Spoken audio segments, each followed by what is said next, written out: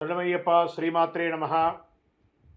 ప్రేక్షక మిత్రులందరికీ కూడాను శుభాకాంక్షలు. అందరూ కూడా దీపావళి పండుగను, కార్తీక మాసాన్ని ఆస్వాదించే ఒక శుభ తరుణంలో నవంబర్ 2024 ద్వాదశ రాశులకి ఎలా రాశి ఫలితాలు ఉన్నాయని మనం చూడబోతున్నాం.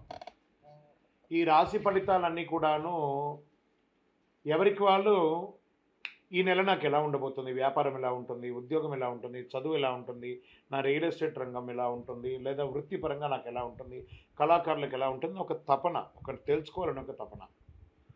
దీన్ని మనం అన్ని రకాలుగా గోచార గ్రహస్థితులు అన్నింటినీ దృష్టిలో పెట్టుకొని మనం చెప్తున్నాం.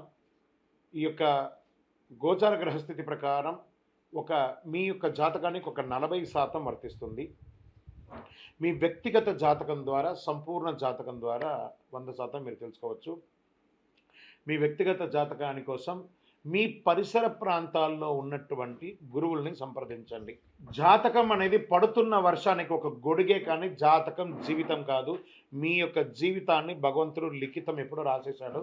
ఇది మీ నడుస్తున్న దారిలో ఏదైనా స్పీడ్ బ్రేకర్స్ వస్తే ఎలా ఉంటుందని తెలుపబడేదే ఈ నెలసరి జాతకం. ఆ గ్రహాలన్నీ ఎలా మారుతున్నాయి, ఎలా ఉంటుందని చెప్పడం జరుగుతుంది.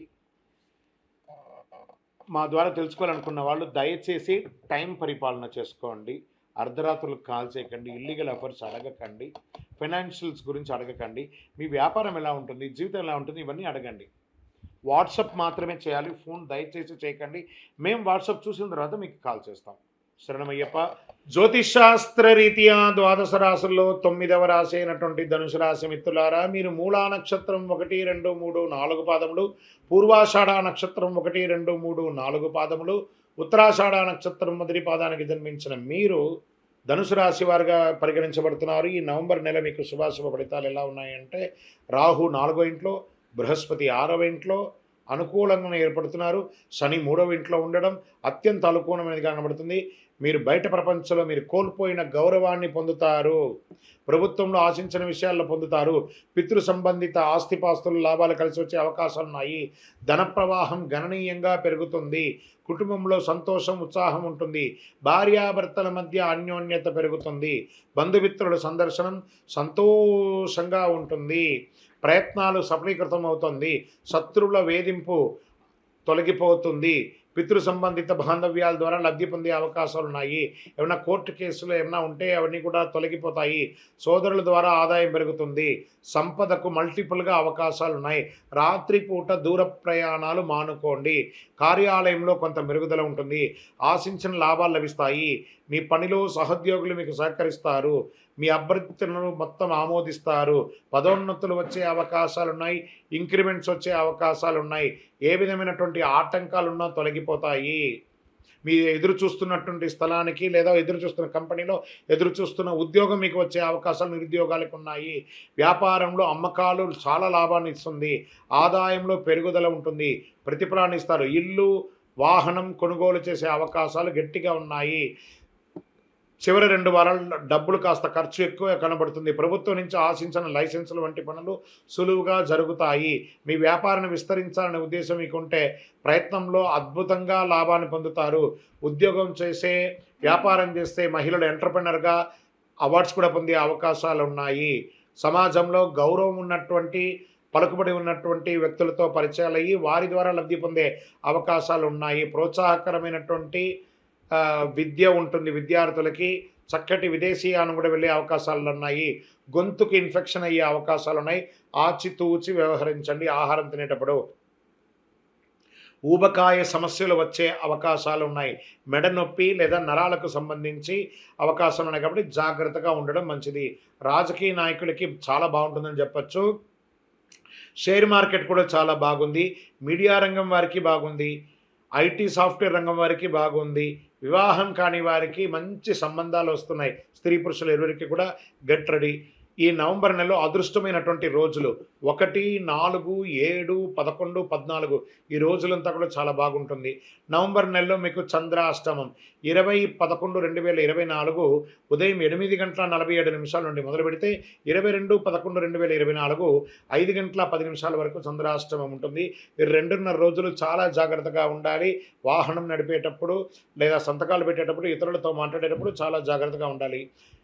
మీ యొక్క ఇష్టదైవాన్ని ప్రార్థన చేయండి. అమ్మవారి దేవాలయాన్ని ప్రార్థన చేసుకోండి. వెళ్ళి ప్రదోష కాలంలో మీ వయసు ఎంత ఉందో అన్ని దీపాలు వెలిగించండి. ప్రతిరోజు శ్రీ లలితా నవరత్నమాల స్తోత్రాన్ని పఠించండి. శుక్రవారాల్లో ఎర్రటి పుష్పంతో అమ్మవారిని ప్రార్థన చేయండి. గురువారం దక్షిణామూర్తిని పూజించడం వల్ల మేలు జరుగుతుంది. అతి శక్తివంతమైనటువంటి యొక్క కరుంగాలి మాలను ధరించండి. మీ వ్యాపారంలోనూ ఉద్యోగంలోనూ ఆరోగ్యపరంగా దిగ్విజయంగా ఉంటారు. మీ గ్రహదోషాలన్నీ తొలగిపోతాయి. ఇంకనూ మీ యొక్క వ్యక్తిగత జాతకం తెలుసుకోవాలనుకుంటే కింది నంబర్కి మీ యొక్క date of birth, time of birth, place of birth WhatsApp చేయండి. జయోస్తు. శరణమయ్యప్ప. మొట్టమొదటిసారి మాల వేసుకునే వాళ్ళకి ఎన్నో అనుమానాలు ఉంటాయి. ఆ మాల వేసుకునే వారికే కాకుండా ఆ మాల వేసుకునే స్వామి వారి యొక్క ఇంట్లో వాళ్ళకు కూడా ఎన్నో అనుమానాలు ఉంటాయి. వారిని అన్నింటినీ తీర్చే విధంగా కొన్ని ప్రశ్నోత్తరాలతో మనం ముందుకెళ్తాం. మాలాధారణ యొక్క విశిష్టత. ఎంత అద్భుతమైనటువంటి ప్రశ్న. ఈ మాలాధారణ ఎవరు వేసుకోవాలి, ఏ వయసు వాళ్ళు వేసుకోవాలి, ఈ మాలాధారణ యొక్క విశిష్టత ఏంటి, ఎలా వేసుకోవాలి, దీన్ని మనం ఇప్పుడు క్లుప్తంగా తెలుసుకున్నాం. ఈ అయ్యప్ప స్వామి వారి యొక్క మాల ఏమని చెప్తున్నాం?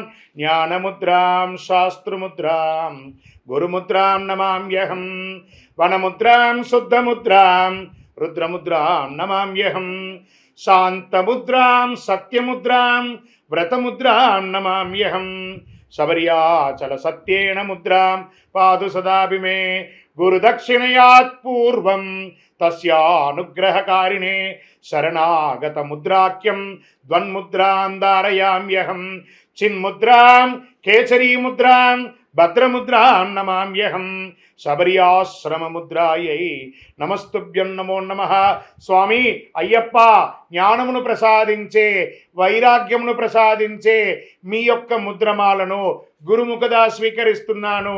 ఈ క్షణము నుండి అసత్యము పలుకను, సత్యమే పలికెదను, మధువు మాంసములను స్వీకరించను, స్త్రీలను పిల్లలను పెద్దవాళ్ళని గౌరవంతో ఉంటాను, మధుమాంసములు స్వీకరించను, సదా సర్వకాల సర్వావస్థలయందు మీ నామస్మరణ ఓం శ్రీ స్వామియే శరణమయ్యప్ప తారక మంత్రాన్ని జపం చేస్తూ బ్రహ్మచర్య దీక్షను పాటిస్తూ స్వామి అని పిలువబడే నీ నామానికి ఏ విధమైనటువంటి ఆటంకం కలంకం కలగకుండా నా దీక్షను నిర్వర్తిస్తానని ప్రమాణము చేస్తున్నాను. గురు దక్షిణయాత్ పూర్వం, మా గురుగారిని సత్కర్మలతో ఉన్నటువంటి పూజలు చేస్తున్న మా గురుగారికి గురుదక్షిణ సమర్పించి వారి దగ్గర నుంచి నేను ఈ యొక్క దీక్ష తీసుకుంటున్నాను అని చెప్పి ప్రమాణం చేసి దీక్ష తీసుకోవాలి. ఇది దీక్షలో ఒక మాలాధారణలో ఒక విశిష్టత. మరి ఎవరెవరు తీసుకోవాలి అనుకుంటే, మీరు మాల వేసుకోవాలి అనుకుంటే మనం నమ్మిన వాళ్ళు, మనల్ని నమ్మిన వాళ్ళని పర్మిషన్ అడగాలి. మనం నమ్మిన వాళ్ళు ఎవరు? తల్లి తండ్రులు, మనకు జన్మనిచ్చిన వాళ్ళు. మనల్ని నమ్మిన వాళ్ళు మన భార్య పిల్లలు.